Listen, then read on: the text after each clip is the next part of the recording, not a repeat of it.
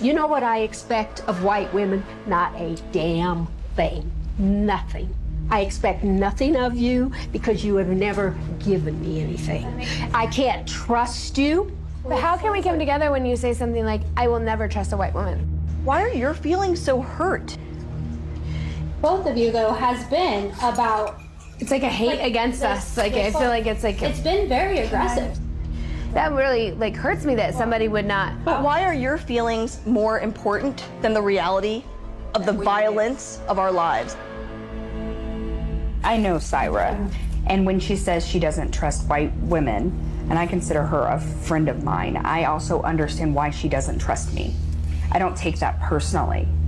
But to say you're your friend, but she doesn't trust you is also a hard thing for me to accept the same. Why on earth is it about you? You don't have to look at my color of my skin saying I'm white to not trust me. Why don't you look past that I'm white and say she's a good person? Because her entire life, we've never given her a reason to trust us. We're trying to tell you what it's like. We are trying to tell you, and the first thing that a lot of you at this table have done has been this. And I want you to sit with that. Recently saw a video of a black woman telling a group of white women that she will never trust them and will always be suspicious without even getting to know them just because they're white. You know what I expect of white women? Not a damn thing. Nothing. I expect nothing of you because you have never given me anything. I can't trust you. I want to explain why I am totally okay with that and why you should also be okay with it. As a white person, I have a weapon system that was built right into my skin from the day I was born that I can use against black or brown people whenever I want. And even though I have no intention of doing that, I could. And that's what matters. Let me explain it this way. Imagine that there are two people sitting across from each other at a table, but one of them has a weapon aimed at the other. And this person keeps reassuring the other person saying, trust me. I'm not going to pull the trigger. I know every single other person that's looked like me has pulled the trigger, but I won't. I think anyone choosing to get up and walk away from that table and not take the chance is completely reasonable. There are many white people who mean right and in heart want to do right, but there are so few. If 10,000 rattlesnakes was coming down that aisle now, and I had a door here I could shut, and in that 10,000, 1,000 meant right. 1,000 rattlesnakes didn't want to bite me. I knew they were good. Should I let all these rattlesnakes come down, hoping that 1,000 get together and form a shield? Or should I just close the door and stay safe?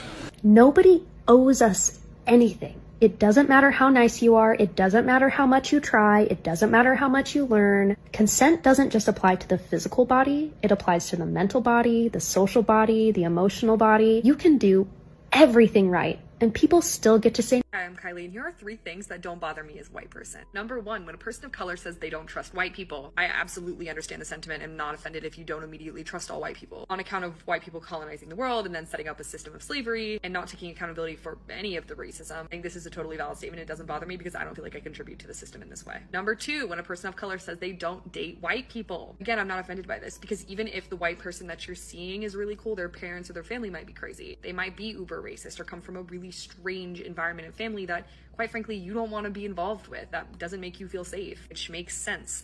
And number 3, when people of color don't follow white feminist accounts. I understand there's a lot of white feminists who don't talk about intersectionality at all, or queer white feminists who don't talk about intersectionality, which is bizarre because every single struggle is so intimately connected. If any of these things bother you, you are taking this way too personally, and I recommend that you do the work to deconstruct what's going on. Because not everything's about you, and there's a racist system in place that you are probably contributing to. Okay, bye! Hi, I'm Kylie, and here are 3 things that don't bother me as a white person. Number 1, when a person of color says they don't trust white people. All right, white folk, if you've ever wondered what black people feel about you. Hello, brothers and sisters. Welcome back to the channel. I'm hoping that you are doing great from wherever you're watching this video from. As you know, I'm your host and presenter, Agent X Stories. Brothers and sisters, black people cannot trust white folks. And I think this is not hate. Because if this was hate, then history was all hate. Remember all the devastating issues that black people have encountered in the hands of white Americans. And I'm not talking about even things that are currently happening. I'm trying to reflect back on history. So when a black person stands and says that they don't trust a white person, I don't think this comes from a point of hate. Bedanya, it comes from a point of insecurity. These people have given every reason of black people to be insecure about everything that's going on, about everything that is happening. And brothers and sisters, black people are standing up and they're saying that we cannot trust white people. So many times throughout the history, they have proven that they cannot be trusted. And brothers and sisters, I'm insisting, this is not hate, because history have it all. History says it all. History exposes it all, brothers and sisters. There's so many instances, there's so many cases that black people have been put through, things that gives them all those insecurities that they have towards white people. Because we all know that history don't lie. And that's just part of the truth that everyone needs to know. That's just part of the truth that should be shared by everybody. And so, brothers and sisters, I don't see the reason, or I don't see a place where when black people say that they don't trust white people, there is hate. This is just being logical. This is just, I mean, we are looking human patterns. And all this group of people have been trading black Americans. We understand that this doesn't come from a point of hate. It comes from a point of history. It comes from a point of history and experiences that black people have gone through. And so, brothers and sisters, while I was watching this video, I really felt that it's important for me to like give my 2 cents in regards to this. And for those who are watching it for the first time, you know, I'm your host and presenter, Agent Stories. And please make sure to subscribe, share, like the video, and tell me what you all think about this in the comment section, right? So let's watch the video. I'll be back, and just let me know what you think about this in the comment section, right? So I'll be back with my thoughts and commentaries in regards to this. What many Black Americans feel about white Americans and why, okay? Let's talk. Because I'm tired of all these fake conversations. You know, people always want to ask, why do Black people seem distant or cautious or skeptical towards white people? They usually, when you all ask that as white people, you're usually expecting some type of emotional answer.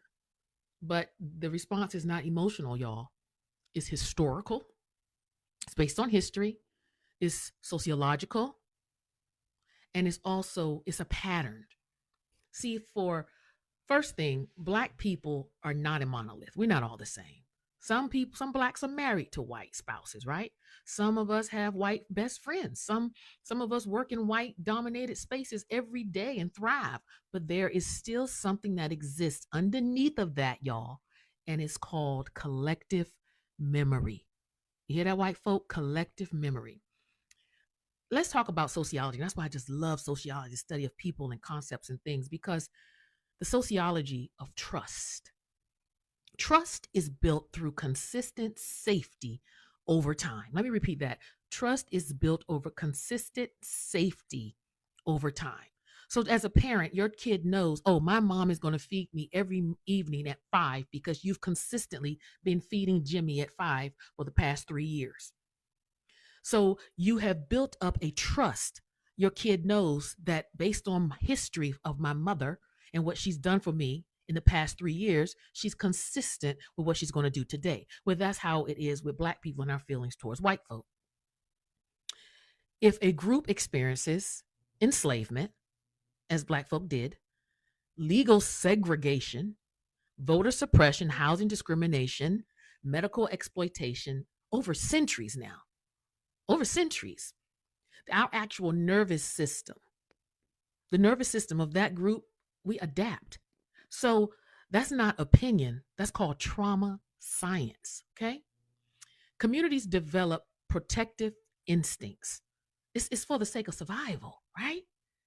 And America has a long documented record of racial hierarchy.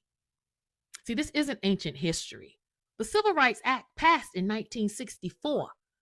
That's not even one lifetime ago. You understand? So let's talk about data, because some of you all are really stuck on data. Studies from Pew Research consistently show a significant racial trust gap in America. Black Americans report lower levels of trust in institutions, law enforcement, and government compared to white Americans. That distrust didn't appear out of nowhere. It follows experiences, and experiences follow policy. So let's talk about economics and pattern recognition. Let's talk about redlining. Redlining wasn't a rumor, it was federal policy. The GI Bill disproportionately excluded Black veterans. Mass incarceration, police disproportionately affected Black communities. When you see patterns repeat across generations over and over and over again, you don't call it coincidence, you call it structure. And structure shapes perception, you all. So, what do many Black people think? We don't necessarily, not all of us, some of us do now, but not all of us think hate. Most of us don't think revenge, but caution. Oh, yeah. Many Black Americans operate what I call earned awareness. And what this is it's understanding that individual kindness does not erase systemic patterns. See, so that's why we can come to work and smile in your face with you white folk. And all along, we know from what our mama, our grandmama, our granddaddy, our great-grandparents and everything, not only what they've told us, but what we've seen and experienced. I can't trust her. White man talk with what? Fourth tongue, right? We can't trust what you say. You can smile in our face. You can do all that you want to do. Take us out for drinks, whatever. But history never lies. So, earned awareness is what we operate in. It's to understand that individual kindness does not erase systemic patterns. You can like the individual white person. I can still like you as a white person and still question white systems. That's nuance. You understand? That's how some interracial couples really make it and survive, because they realize, listen, this white person or this white person may not be racist. However, there are systems put in place that are. That nuance makes people uncomfortable, though. So let me speak plainly to you all, okay? If you're white and you never personally harmed a Black person, right? Consciously, that you know of. This conversation is not accusing you, but if you benefit from structures that are historically unequal and you refuse to examine that, that's where attention lies, y'all. See, some Black people don't automatically extend full trust because historically, automatic trust was dangerous. It would get you killed, okay? Trust me. History has shown that many a people trusted many a white person and ended up hung, lynched, killed, sold. Here's the balance. Many Black Americans also believe in coalition, in solidarity, and real allyship. But allyship requires some things, you all. If you're an ally to the Black people, to us, you have to first listening without being defensive. That's first and foremost. If you can listen without get defensive, then you have a way to be an ally. Number two, your way to allyship is acknowledging historical harm. Can't act like it didn't happen, y'all. Number three, speaking up when racism shows up. You can't just be silent anymore if you want to be an ally. And number four, understanding that proximity to Blackness and Black culture is not the same as understanding the Black experience. I get sick and tired of some of you white women telling me, but I married a Black man and my children are Black. And just because you sleep with a Black person doesn't make you Black, honey. Even through penal injection, you ain't Black. So I don't want to hear that. Well, I know what it feels like to be Black. I have a Black husband. Girl, please.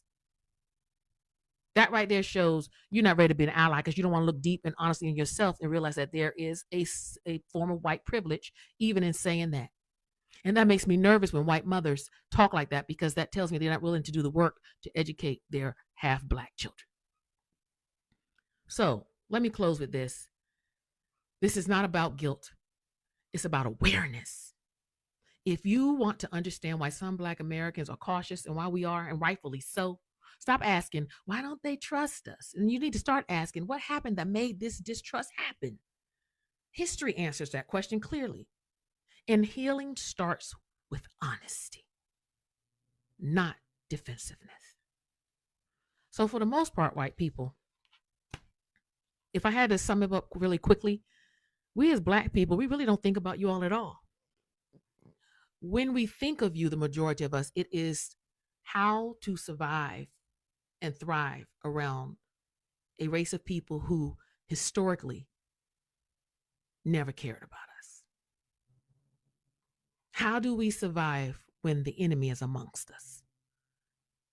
That's how we have to, for our own survival, we have to always keep our head on a swivel. It's just the truth. See, you have the luxury and the complexion for the protection of going to any city. When you travel as Black people, we have to make sure, wait a minute, this is a sundown town. They're going to be burning crosses and lynching Negroes in this town after dark. That's why you all white people are so free and trusting and you leave your doors unlocked, because you have the complexion for the protection. But we have to worry if we leave our door unlocked from great-great-grandmother and them, is somebody going to burn a cross? They're going to come in here and shoot me because I know how to read? Yeah. Our nervous system has been tense like this, and we passed it down to our children in generation to generation. Every day I drop my kids off at school, I say, have a great day, have fun, and keep your head on a swivel. That's what it's like being Black in America. Happy Black History Month. Hey, what's going on, everybody? First off, I want to say thank you to everybody that liked and commented on the other video. It's doing big numbers. I appreciate it. I couldn't get to everybody, but I really appreciate the engagement. I always believed in using analogies as ways to paint what I was trying to convey. And so, you know, I just found it an easier way to kind of get my message across.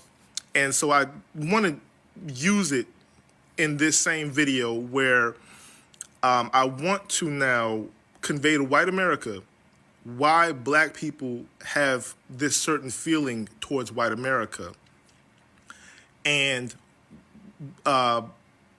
Black Americans' feelings towards reparations.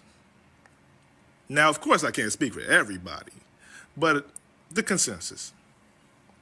So for white America, I want you to understand this. I want you to take Animal Planet. I want you to take a lion and a gazelle. Do you ever see a gazelle just stand there as the lion walks up? No. Why? Because for generations, the lion has been ripping the gazelle apart. The lion has been chasing it down and eating it for generations.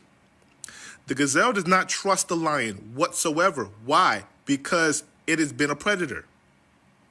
So do you think that one day that a lion walks up and says, hey, gazelle, we don't eat gazelle anymore. You're tripping. Stop running away from us. And then a gazelle looks at the corner of his eye and see another lion chewing on another gazelle. What do you think the gazelle is going to do? Run. Get away from me. No, I don't want you by me because I don't trust you. I don't trust that I could go to sleep and wake up alive.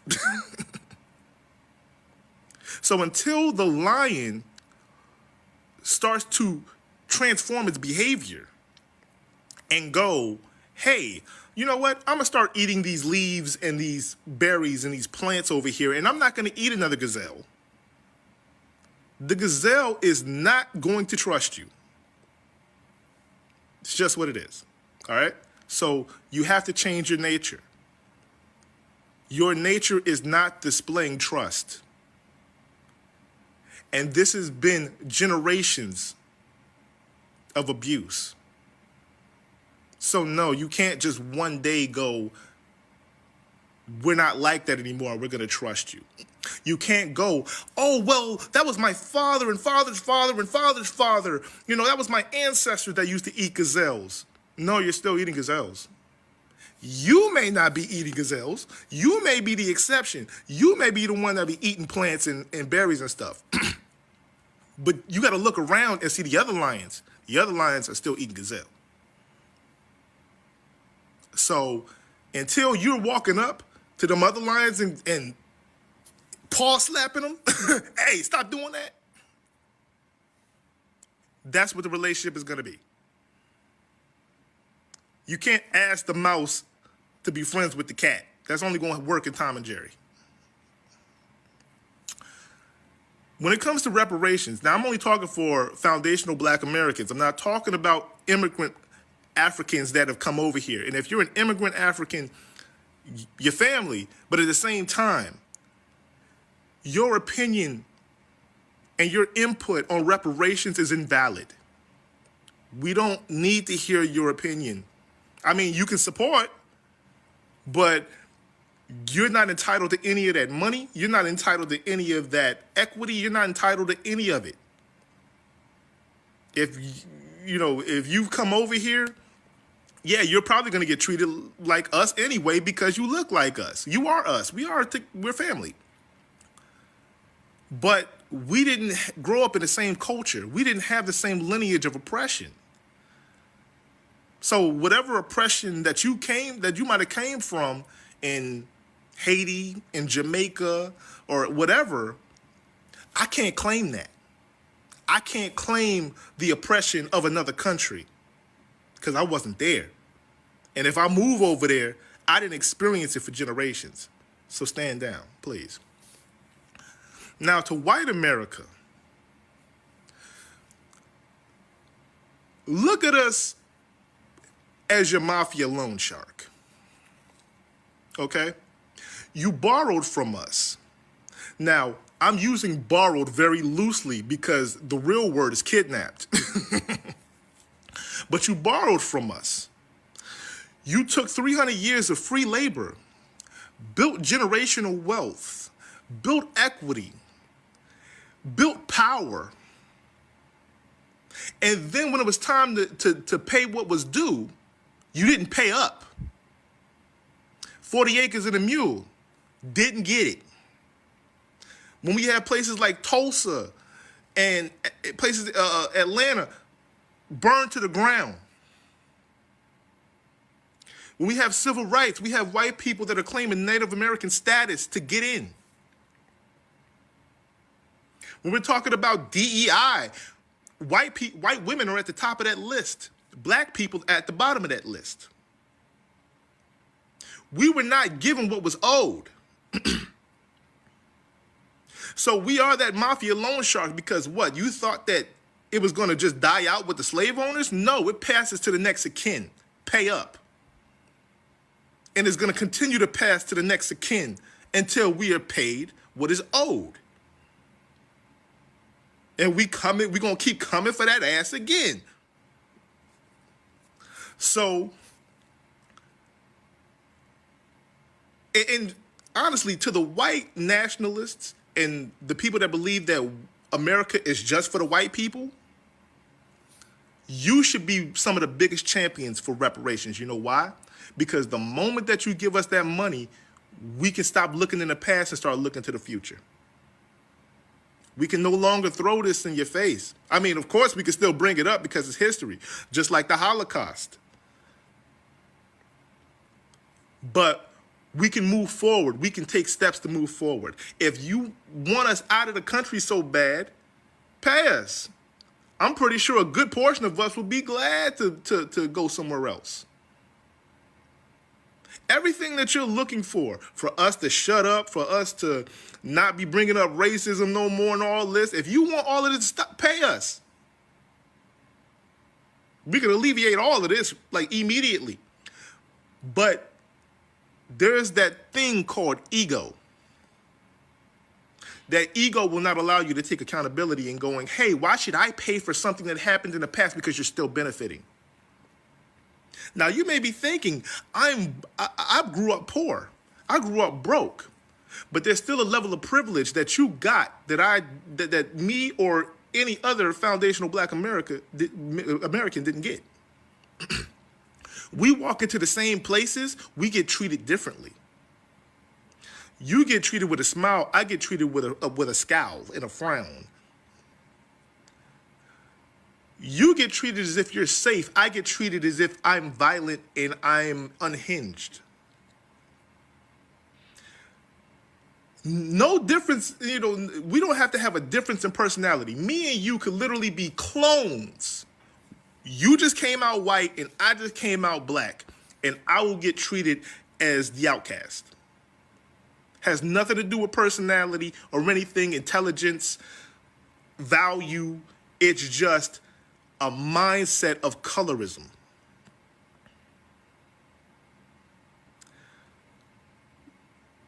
White people have established power in this country for you to continue to benefit from and us to be subjugated to negatively. We've had to fight to vote, fight to be included, fight to learn, fight to exist. And you cannot understand what that energy feels like unless you're one of us. Because when you have to constantly fight, that means you're constantly uncomfortable. You're constantly on guard. And that's not a very enjoyable way to live. But we continue to strive and we continue to propel ourselves forward. So I only say that message to say, listen, I want equality. I want love across the board. But until we address all the negativity and the egregious things that happened in the past, we can never. So this is for educational purposes only. The question says, why do black people hate white people so much? It goes both ways. Let's talk about it. Let me tell you why it doesn't work both ways. Never has there been a time in the United States in which black people had structural power and the ability to weaponize that power to discriminate and hate against white people. However, there was a period of time, a long period of time in the United States in which white people hated black people for nothing other than their race and had the power to do something about it. White pride is rooted in white supremacy and was birthed out of a place of exerting power and control over other demographics of people. Black pride, on the other hand, was rooted in surviving oppression. Black pride was the conscious collective effort of a community to stop the erasure of culture and history. Any hatred, vitriol, and distrust by black people for white people is a natural byproduct of years of systemic oppression in the United States. The pathway forward to building that bridge and regaining that trust is for white people to not only acknowledge the egregious acts that the United States government committed against black Americans, not only acknowledge the wrongdoing of our ancestors. Most white people have done that part. They're starting to acknowledge history, but it stops there. They will say that's a long time ago, this is now. The problem is today, white people are still feigning ignorance and they're not actively working to stand in solidarity and dismantle the tools of oppression that are still in place today. Most white people, particularly white people on the right, will tell you that systemic racism does not exist today. In spite of the mounting evidence and data, right now in our country, there is this yearning for this kumbaya, can't we all just get along? The problem with that line of thinking is that it's very superficial, it's surface level. In a perfect world, we just say, stop the hate, end racism, everybody get along, and voila, everything will be back to normal. The reason why that never works is because there is something much larger and nefarious at play that profits off of our division. Till we, and when I say we, I mean particularly white people, because black people have been screaming this for years, until we address the institutions and systems that are perpetuating this racism, we will never affect change.